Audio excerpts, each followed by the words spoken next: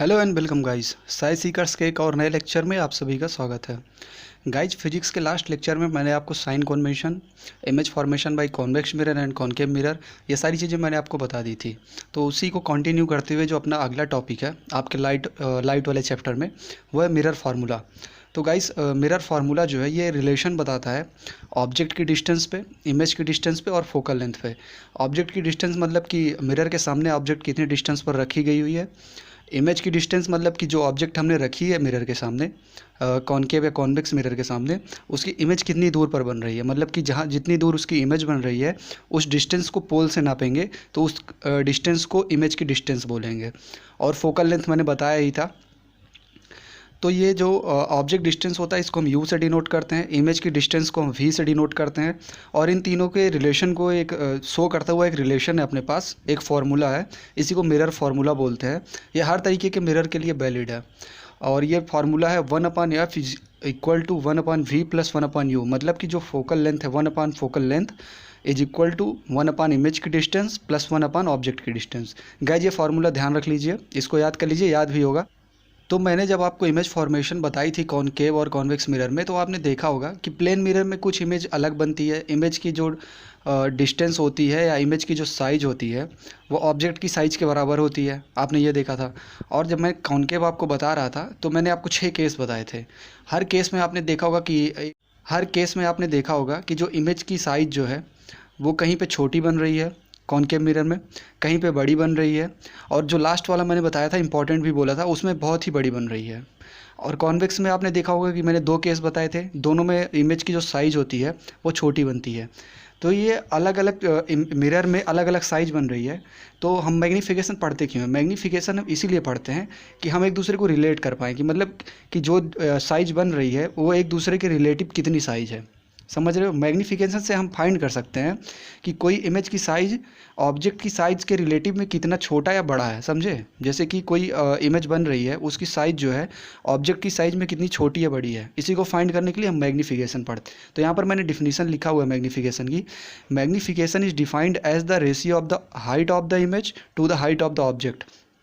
जैसे डिफिनीशन में मैंने बताया कि magnification is defined as the ratio of height of image to the height of object, मतलब कि जो इमेज की हाइट है उसका रेशियो लेते हैं किससे? हाइट ऑफ ऑब्जेक्ट के। ठीक है, इसी को मैग्नीफिकेशन बोलते हैं।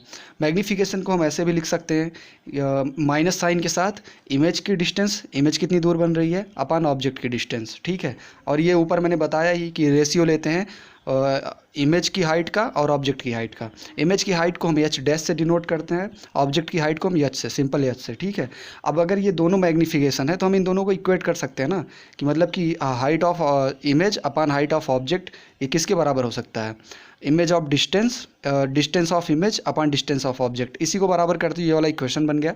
ये गाइस ध्यान रखिएगा, मिरर फार्मूला से ज़्यादा इंपॉर्टेंट है अपना मैग्नीफिकेशन, क्योंकि जब आपको मैग्नीफिकेशन पता होगा तो आप बता सकते हो कि किसी जो ऑब्जेक्ट की इमेज बन रही है उसका नेचर कैसा है, मतलब रियल है या वर्चुअल है। रियल मैंने बताया ही था, वो इमेज जो स्क्रीन पर ऑब्टेंड की जा सके, और वर्चुअल वो होते हैं जो स्क्रीन पर ऑब्टेंड ना की जा सके और वो खुद मिरर में बने। ठीक है, अच्छा, अगर मैग्नीफिकेशन पॉजिटिव आ जा रहा है तो हम ये बोल सकते हैं कि जो इमेज बन रही है वो वर्चुअल है और इरेक्ट है। वर्चुअल मैंने बताया था जो मिरर में बन सके और स्क्रीन पर ऑब्टेंड ना की जा सके, और इरेक्ट मतलब जो सीधी बने। और अगर मैग्नीफिकेशन निगेटिव आ जाता है तो हम ये बोल सकते हैं कि इमेज इज रियल और इन्वर्टेड, मतलब कि रियल है और सीधी है। रियल मतलब अगर हम स्क्रीन लगाएं अगर मिरर के सामने तो उस पर ऑब्टेंड की जा सके जो ऑब्जेक्ट की इमेज है, और इन्वर्टेड मतलब उल्टी बनती है।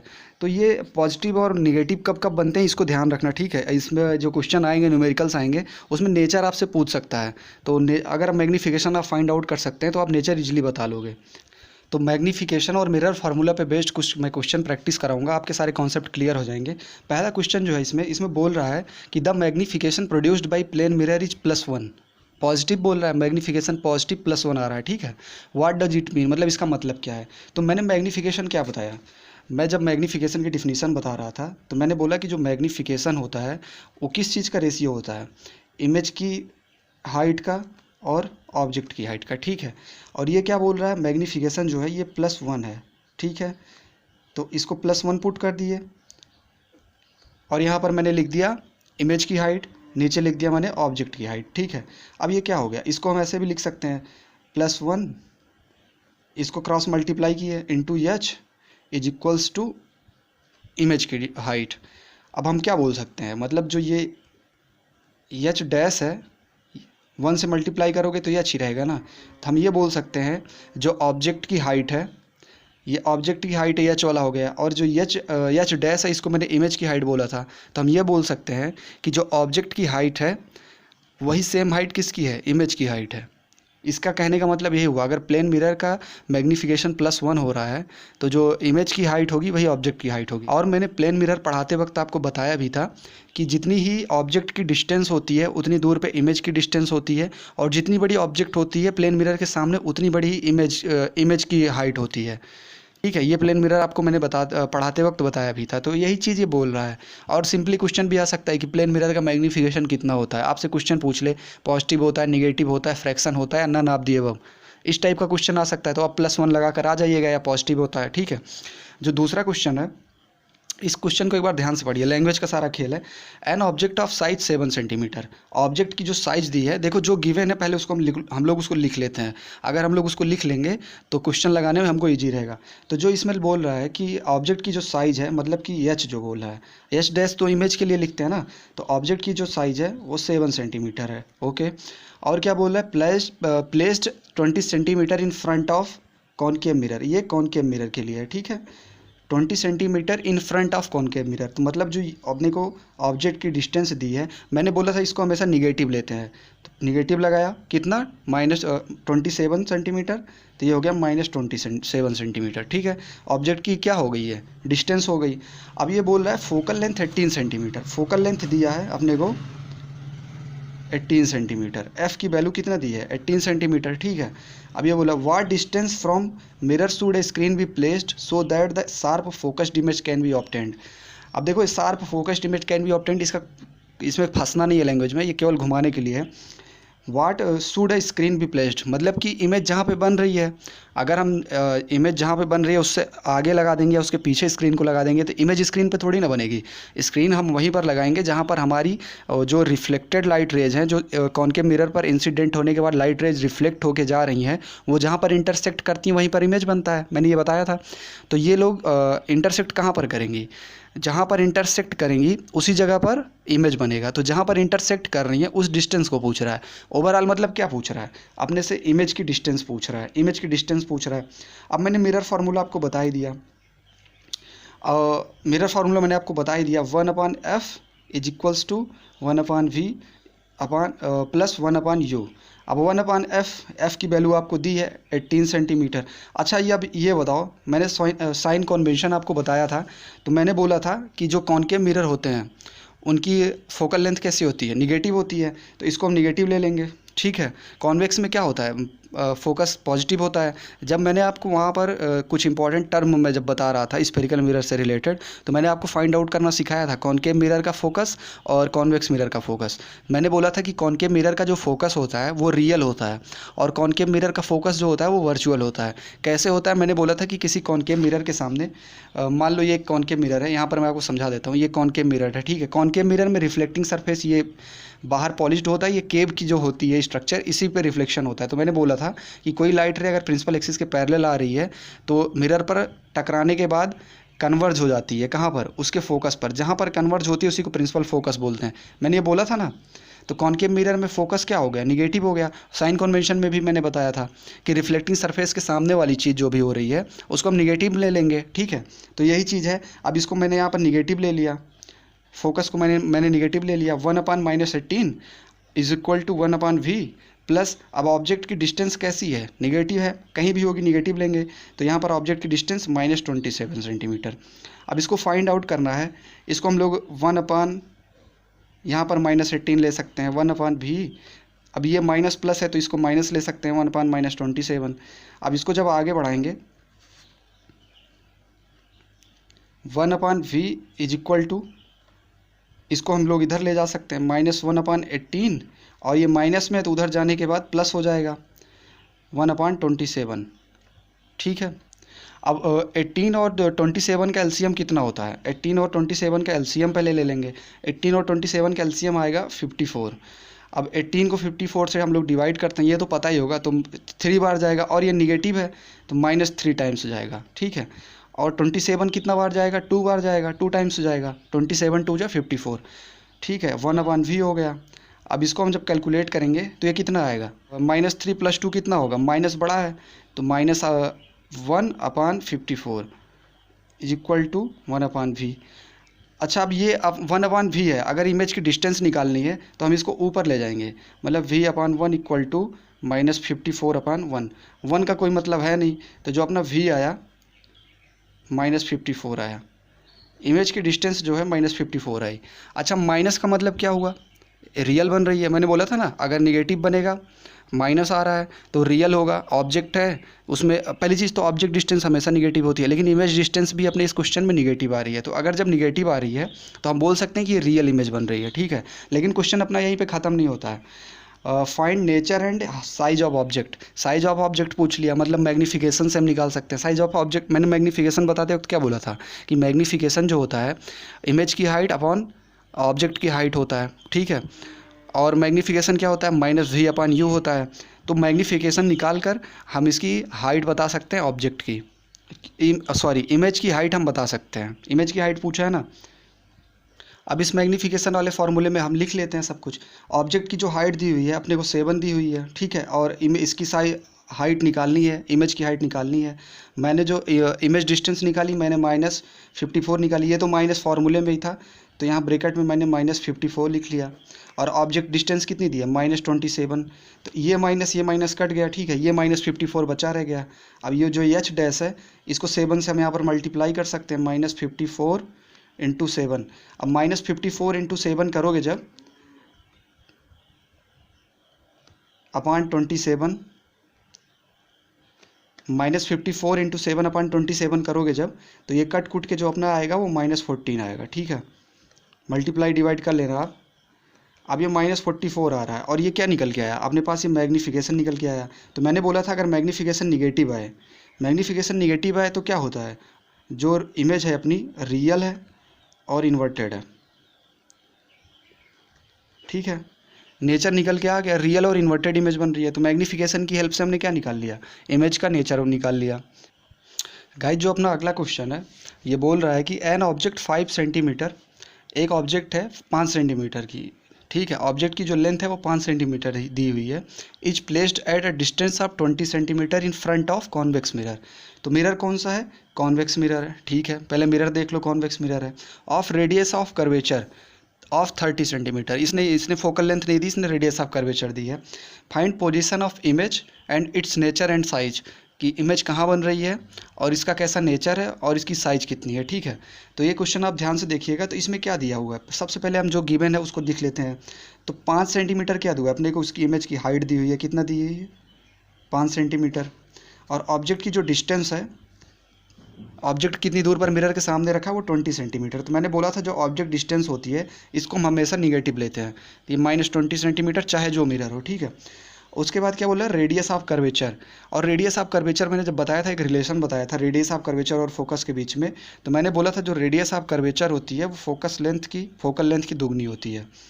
तो यहाँ से रेडियस ऑफ कर्वेचर निकाल लेंगे, F = R/2, और अपने को रेडियस ऑफ कर्वेचर दी है 30 सेंटीमीटर, तो फोकस अपना आ गया 15 सेंटीमीटर, जो फोकल लेंथ आ गई वो आ गई 15 सेंटीमीटर, ठीक है। अब कौन सा मिरर है, कॉन्वेक्स मिरर है, तो मैंने कॉन्वेक्स मिरर में क्या बोला था कि जो फोकस होता है वो वर्चुअल होता है, तो ये पॉजिटिव रहेगा क्योंकि कॉन्वेक्स मिरर है, ठीक है। लिख देता हूँ कॉन्वेक्स है, ओके। और क्वेश्चन में आगे बोल रहा है कि find position of image, image की पोजीशन क्या है, मतलब कि इमेज की डिस्टेंस कहाँ कितनी दूर पर बनेगी, उसका नेचर कैसा और साइज कैसा है। नेचर और साइज के लिए हम मैग्नीफिकेशन से निकाल लेंगे, और इमेज की डिस्टेंस निकालने के लिए देखो हमको ऑब्जेक्ट की डिस्टेंस दी हुई है, हमने रेडियस ऑफ कर्वेचर की हेल्प से फोकल लेंथ निकाल लिया, तो हम इमेज की डिस्टेंस निकाल लेंगे। अब इमेज की डिस्टेंस निकालने के लिए अपने पास फॉर्मूला है 1/f = 1/v + 1/u। अब फोकल लेंथ मैंने निकाल ली 15 सेंटीमीटर, क्योंकि ये कॉन्वेक्स था इसलिए इसका पॉजिटिव फोकस होता है, वर्चुअल फोकस होता है। 1/v निकालना है अपने को, और ऑब्जेक्ट डिस्टेंस -20 है, तो इस प्लस को मैं यहाँ पे डायरेक्ट लिख दे रहा हूँ, 1/-20 -20 करोगे तो प्लस माइनस माइनस हो जाएगा, ठीक है, मैंने डायरेक्ट कर दिया। अब v निकालना है तो इसको 1/15 अब ये इधर आएगा तो ये प्लस हो जाएगा, अगली साइड में ले जाते हैं हम तो पॉजिटिव हो जाता है, ये पता होगा आपको।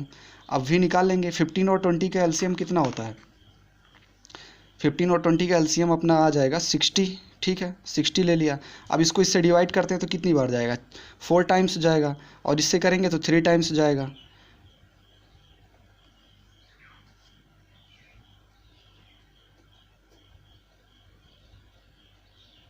अब जो अपने को इमेज डिस्टेंस निकल के आएगी, यहाँ से हम इमेज डिस्टेंस निकाल लेते हैं, तो v = आ जाएगा 60/7। इसको डिवाइड करोगे, 7 60 को डिवाइड करोगे तो ये लगभग जाएगा 7 8 जा 56, ये जाएगा लगभग 8.5, हाँ 8.5 के आसपास जाएगा, ठीक है। तो अपने पास v की इमेज की पोजीशन आ गई 8.5 सेंटीमीटर। अब 8.5 सेंटीमीटर ये कैसा आ रहा है, पॉजिटिव आ रहा है, पॉजिटिव आ रहा है मतलब कि इमेज जो बनेगी अपनी वर्चुअल बनेगी, मिरर के अंदर बनेगी, स्क्रीन पर ऑब्टेंड नहीं की जा सकेगी क्योंकि पॉजिटिव है। पॉजिटिव मतलब यही हुआ ना कि इस फिर मिरर के रिफ्लेक्टिंग सरफेस के अगली सरफेस पर, मतलब कि पीछे की साइड बनेगी, तो पॉजिटिव आ गया। हमने v निकाल लिया, ठीक है। अब मैं इधर कंटिन्यू कर रहा हूँ जगह मैनेज करने के लिए। तो अपने को क्या पूछा है, साइज ऑफ इमेज निकालना है। देखो नेचर और साइज, नेचर और साइज पूछ लिया मतलब मैग्नीफिकेशन से निकाल सकते हैं। तो मैग्नीफिकेशन मैंने आपको बताया था, इमेज की हाइट का रेशियो और ऑब्जेक्ट की हाइट का रेशियो, ये किसके बराबर होता है, -v/u के।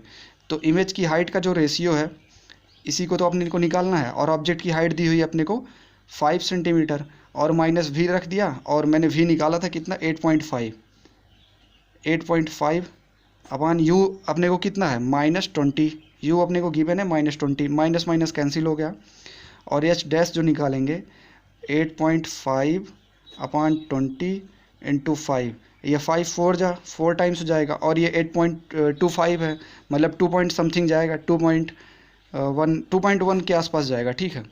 तो अपने पास क्या निकल के आ गया, मैग्नीफिकेशन भी क्या निकल के आया, पॉजिटिव निकल के आ रहा है। तो मैग्नीफिकेशन पॉजिटिव निकल रहा है, इसका मतलब क्या हुआ, ऑब्जेक्ट इमेज जो बन रही है अपनी वर्चुअल बन रही है और इरेक्ट बन रही है। ये मैंने आपको बताया ना, मैग्नीफिकेशन पॉजिटिव आता है तो वो वर्चुअल और इरेक्ट होता है, और मैग्नीफिकेशन नेगेटिव आता है तो रियल और इन्वर्टेड होता है। तो गाइज ये टेक्स्ट बुक का क्वेश्चन है, पिछला जो मैंने 2 क्वेश्चन कराया वो भी टेक्स्ट बुक का था। अभी ये क्वेश्चन और करा रहा हूँ, ये पिछले सालों में आया हुआ है, इंपॉर्टेंट क्वेश्चन है। इसको लगाते वक्त तो बच्चे कन्फ्यूज हो गए, फिजिक्स कुछ नहीं थी इसमें मैथ थी, लेकिन कन्फ्यूज हो गए। तो अगला क्वेश्चन मैं करवाता हूँ गाइज। जो अपना अगला क्वेश्चन है ये बोल रहा है, find the position of an object which when placed in front of A concave mirror. किसके सामने प्लेस किया जा रहा है, कॉनकेव मिरर के सामने रखा जा रहा है, ठीक है।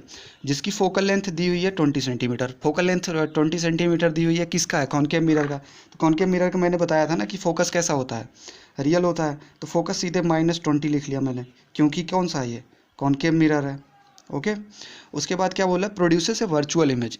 क्वेश्चन क्या बोल रहा है कि फोकल लेंथ 20 सेंटीमीटर है उस कॉनकेव मिरर की, ये क्या कर रहा है, प्रोड्यूसेस ए वर्चुअल इमेज बना रहा है, which is the twice the size of object. तो ये साइज बोल रहा है, ठीक है, डिस्टेंस नहीं बोल रहा है। इमेज की डिस्टेंस है, ऑब्जेक्ट की डिस्टेंस की बात नहीं कर रहा है, साइज की बात कर रहा है। तो साइज की बात कर रहा है तो मैग्नीफिकेशन वाला हम फॉर्मूला लिख लेते हैं। मैग्नीफिकेशन में क्या बोलता है कि इमेज की जो हाइट होती है उसका रेशियो किसके साथ लेते हैं, ऑब्जेक्ट की साइज हाइट का रेशियो। तो ये जो अपने को बोल रहा है, जो इमेज की हाइट है वो 2h है, ट्वाइस है किसकी, ऑब्जेक्ट की।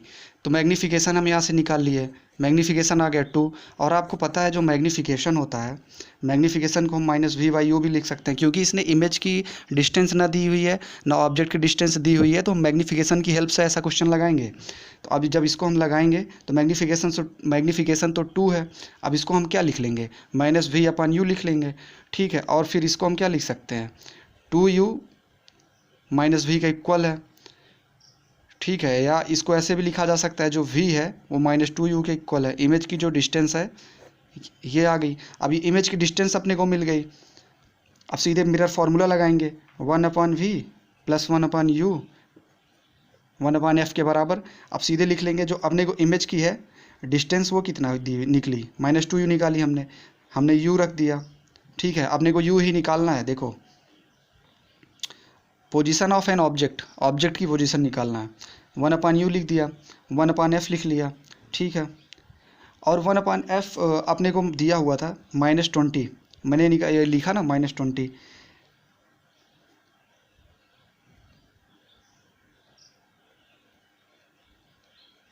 -20 लिख लिया। अब ये 2u और u है, इसका एलसीएम ले लेते हैं, तो इसका एलसीएम आएगा 2u, इससे इसका डिवीजन निकालोगे तो कितने टाइम्स जाएगा, एक बार जाएगा, और ये माइनस है तो माइनस लिख लेते हैं, u जो है 2 बार जाएगा, इसको 2 लिख लिया, और यहाँ पर -1/20। अब क्वेश्चन को आगे बढ़ाते हैं। -1 + 2 कितना हो गया, +2 ज़्यादा है, पॉजिटिव आएगा, 1/2u।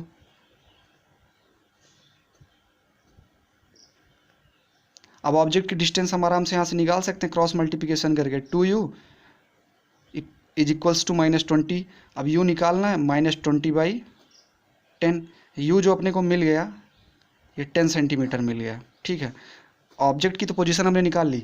मान लो अगर आपको इमेज की पोजीशन पूछ ले, अब ऑब्जेक्ट की आ गई है, तो अब इसको हम सीधे मैग्नीफिकेशन वाले फॉर्मूले में लिख सकते हैं, मिरर फार्मूले में लिख दें, मैग्नीफिकेशन ईजी पड़ेगा। यहाँ पे क्वेश्चन कंप्लीट हो जाता है। लेकिन अगर पूछ लो इमेज की भी डिस्टेंस पूछ ले, उसके लिए मैं बता रहा हूँ, तो मैग्नीफिकेशन क्या लिखा मैंने, -v/u। अब u अपने को फाइंड कर ही लिया, मैग्नीफिकेशन 2 आया था, यहाँ पर -v हमने लिख दिया। u कितना निकाला मैंने, -10 निकाला, माइनस माइनस कैंसिल हो गया, और v जो निकल के आएगा वो 20 सेंटीमीटर निकल के आएगा, ठीक है। ये अपना निकल के आ गया क्वेश्चन। तो हमने इमेज की डिस्टेंस निकाल ली, हमने ऑब्जेक्ट की डिस्टेंस निकाल ली। इसमें कुछ भी नहीं दिया हुआ था, बस आपको हाइट साइज दिया हुआ था, इमेज की साइज़ दिया हुआ था और ऑब्जेक्ट की साइज़ दिया हुआ था। अगर डिस्टेंस दिया होता तो हम मिरर फार्मूले से पहले शुरू करते, ठीक है। लेकिन हम यहाँ पर जब हाइट दिया हुआ है तो हम प्रोसीड करेंगे मैग्नीफिकेशन वाले फार्मूले से। मैग्नीफिकेशन वाले फार्मूले पर मैंने रख के मैग्नीफिकेशन 2 निकाल लिया। अब सीधे मैंने इसको -v/u करके मैंने v की वैल्यू निकाल ली, ठीक है। कुछ नहीं था, ये प्रीवियस ईयर में आया हुआ क्वेश्चन था और बहुत ही अच्छा क्वेश्चन था और इंपॉर्टेंट क्वेश्चन था। और आपके लगभग स्फेरिकल मिरर की सारी चीज़ें कंप्लीट हो गई हैं। मिरर फार्मूला मैंने बता दिया और मैग्नीफिकेशन मैंने बता दिया। ये यूजेज बच रहे हैं स्फेरिकल मिरर्स के, जो यूजेज होते हैं। तो 5 मिनट का टॉपिक है और ये वीडियो भी लंबा हो गया है, इसको ज़्यादा लंबा नहीं खींचते हैं। तो मैं अगले वाले लेक्चर में आपको स्फेरिकल मिरर के यूजेज बता दूंगा। और ये कुछ भी नहीं है, जो इमेज फॉर्मेशन के रूल्स थे उसी पे बेस्ड है, बहुत ही ईजी है, मैं उसमें बता दूंगा। तो आज के वीडियो को मैं यहीं अब ख़त्म करता हूँ। वीडियो समझ में आया हो सारा कॉन्सेप्ट तो लाइक कर देना, और यार दोस्तों के साथ शेयर भी करो, ठीक है। अगर पढ़ रहे हो तो शेयर करो।